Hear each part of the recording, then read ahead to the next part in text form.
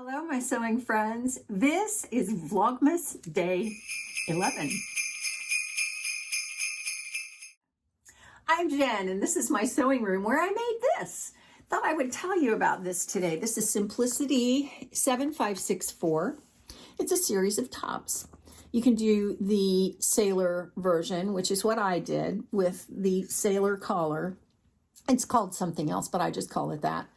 You could do the hoodie, which has a hood and a kangaroo pocket and a drawstring waist. Yeah, you could do that version, or you can do just a top with an extended shoulder. Both these have a dropped shoulder and a sleeve, and this has a different sleeve than the sailor kind of version. These are all pulled right over your head, and they're made for wovens. So, this says it's a how to sew pattern, and indeed it is. It's very easy. It says simple to sew. It says right there. And it is. It's so easy. Now, I made this out of a sheet. This is just a cotton sheet that was washed in bleach, washed again with Oxy, washed again, all in hot water, and then dried on very high heat. So I feel confident that there's nothing in it. I had it left over, I don't know, I thrifted it at one point, and I didn't have enough of it to make the whole thing, and so I used some red cotton that I had for the lining for the collar, and on the trim, I used single fold bias tape that I used steam-a-seam to attach, and then I just stitched it. On like top stitched it, and then there is no pattern for the tie, so I just cut a strip.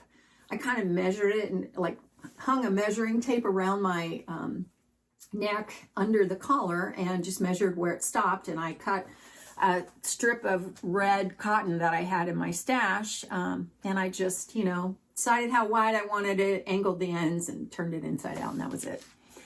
With regard to the steam-a-seam, that stuff is amazing. I love it. I have some from, that was left over from an auction where I bought a huge, like, plastic container of quilting supplies.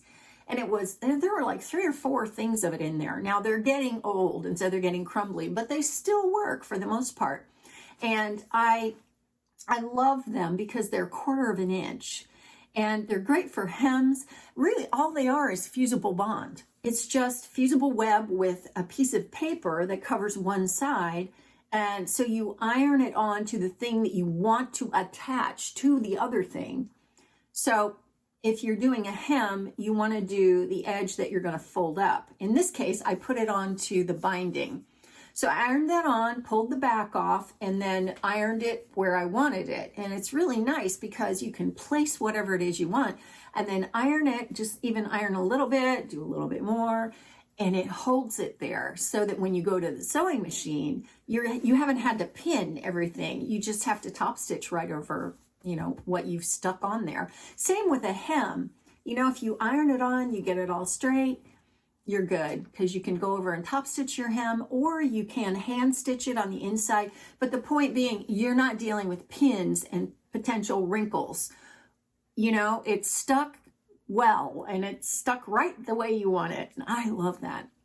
This just has the yoke front and back, and then the front and the back, and then the sleeves. And you do the collar, but you do a facing with the collar, but I didn't do that. Of course I didn't. I aligned it because that's what I always do. I tried to do the burrito method, but the way this collar comes down, it comes all the way down to where it attaches to the yoke. So it's like this. And there was no good way. I would have had to stitch here and stop, stitch here and stop. And it just wasn't going to work for doing it that way. Then you cut a little, the other piece that you have is a little piece right here that you can thread your scarf through. And again, you can use any scarf you want. So when they say simple to sew, they are not kidding.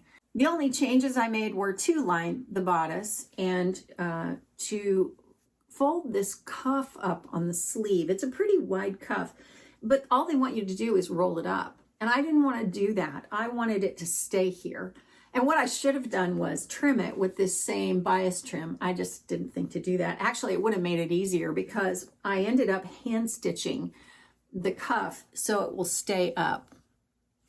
And I probably could have just stitched in the ditch on this underarm seam, you know, stitched the cuff so it would stay there, but I just thought, no, I'll just hand stitch it. And, you know, it's a lot of trouble and I hate hand stitching, but I think it was worth it in this case.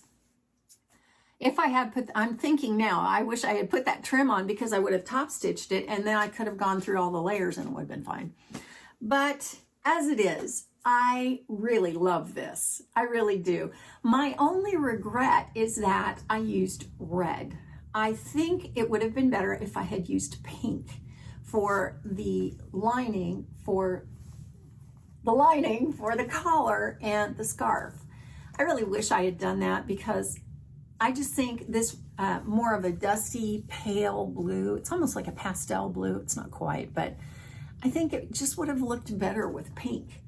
This is made for wovens, and obviously this is a 100% cotton sheet. And I